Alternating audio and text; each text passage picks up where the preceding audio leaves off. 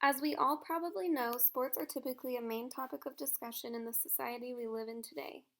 Even though sports only became popular in the US in the 1800s, they have actually existed for centuries. Not only are sports a way of bringing people together, but they also show how powerful humans can actually be when they push themselves to their limits, which is truly fascinating and influential for people everywhere. I am one of those people who was completely captivated by these, what seem to be superhumans. So I did some research in order to study some theories of what makes people so remarkable at what they do. The overarching theme, you ask? The mind.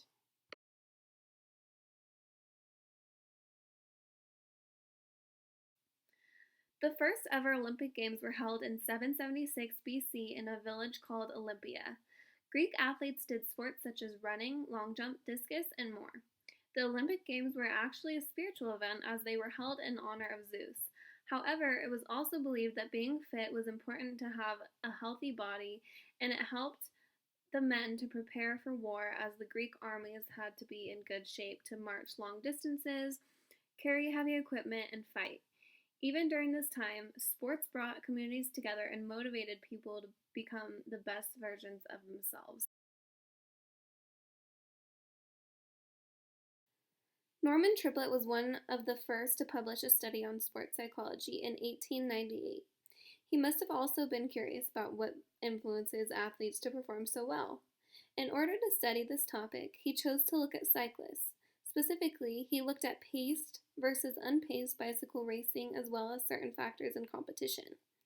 What he ended up noticing is that cyclists typically have faster completion times when riding with other cyclists as opposed to riding solo, otherwise known as the social facilitation effect. Triplett suggested that this may be due to increased energy available derived from the presence of other individuals. Triplett did a lot for the world of athletics by being the one to establish a foundation for sports psychology, and his ideas are still studied to this day.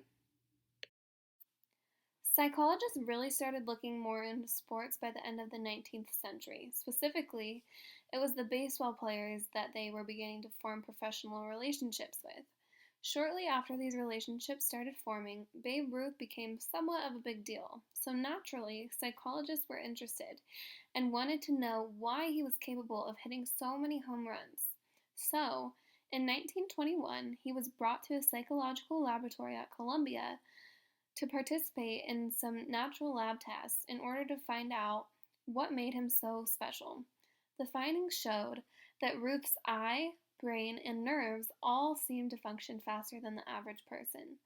Therefore, at this time, better reaction time was assumed to be predictive of better performance. I'm the great Bambino! What? I'm the great Bambino! It became very evident that physical reactions were not the only factor when it came to amazing athletic performance by the end of the 20th century because individuals with disabilities started showing up and performing the impossible. Many athletes with disabilities wanted to participate in sports and were confident that they could do so, and boy, were they right. It actually was found that athletes with disabilities tend to have a different level of motivation as opposed to other athletes. Where does this insane motivation come from? A study from 2001 that conducted a sports orientation questionnaire suggested that these athletes were more motivated to participate because they had more of a want to be valued, to socialize, and to feel competent. As we can see, this extreme motivation paid off and clearly has a huge impact on performance. So, by the early 21st century, we've been made aware that motivation is huge when it comes to athletic performance, but we know that can't be the only contributor. So, what else? An article from 2003 suggests that the answer is perceived self competence. However, as we all know, people always used to, and still sometimes do, put down girls and build up boys when it came to sports. If this is true, then how do you think girls' athletic ability is affected? The study examined whether or not these digs on girls had an effect on people's mindsets. Overall, it was found that females did report lower levels of perceived athletic competence, which could have resulted in lower levels of skill in females and could still very well be having an impact to this day. This is one of the many reasons why advertising began focusing so much more on building up their confidence of young girls to help them to believe they can achieve whatever they put their mind to. A few years later, more and more studies were being conducted in order to continue studying confidence, and sure enough, it was found that it does seem to have a major impact. However, this confidence can't come out of nowhere. In order for confidence to be effective, it should be true confidence, meaning that it should be based off of past performance. Therefore, mental toughness isn't simply positive thinking. It is realistic thinking that involves coping with situations rather than avoiding them.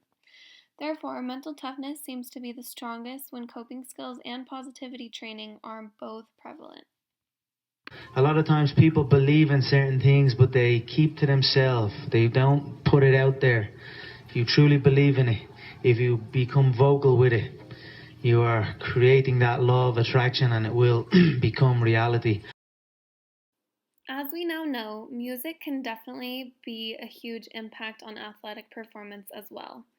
A study was done in 2012 in order to observe the pace of treadmill running among elite triathletes with music versus without music. It was found that music only increased the pace if it was motivational music. Listening to motivational music while exercising tends to benefit the athletic performance the most because it helps individuals to feel more optimistic. Overall, this study demonstrated that the power of music could be extremely impactful for athletes to perform better because the optimism that results from the motivational sensations help increase performance.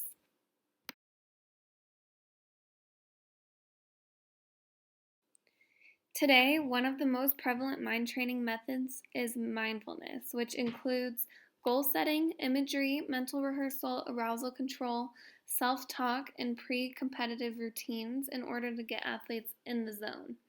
Mindfulness has shown to help the athlete to control their mind by putting themselves in the best possible mental situation in order to compete successfully. This approach suggests that training the mind is just as important as training the body. It puts everything we've learned about motivation and perceived competence into an actual construct so that people know specifically what to work on and how they can go about it. How do you want to be remembered?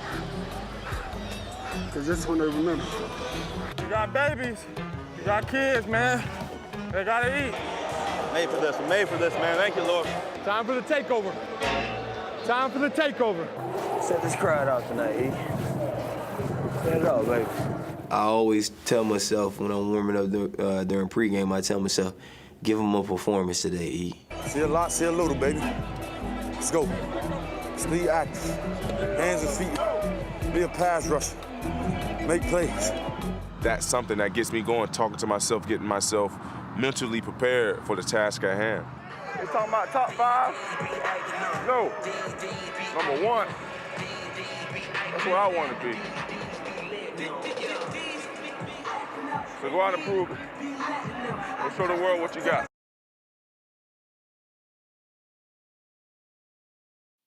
According to an article titled A Review of Current Literature and Directions for Future Research, working memory might be the main aspect of the future for sports psychology. The definition of working memory is it's concerned with immediate conscious, perceptual, and linguistic processing. Our working memory helps us to complete tasks because it is memory in action. Therefore, if athletes start making intentional efforts to increase their working memory capacity, it could greatly increase their overall performance as it helps to control attention in a goal-directed manner and avoid any distractions in sports.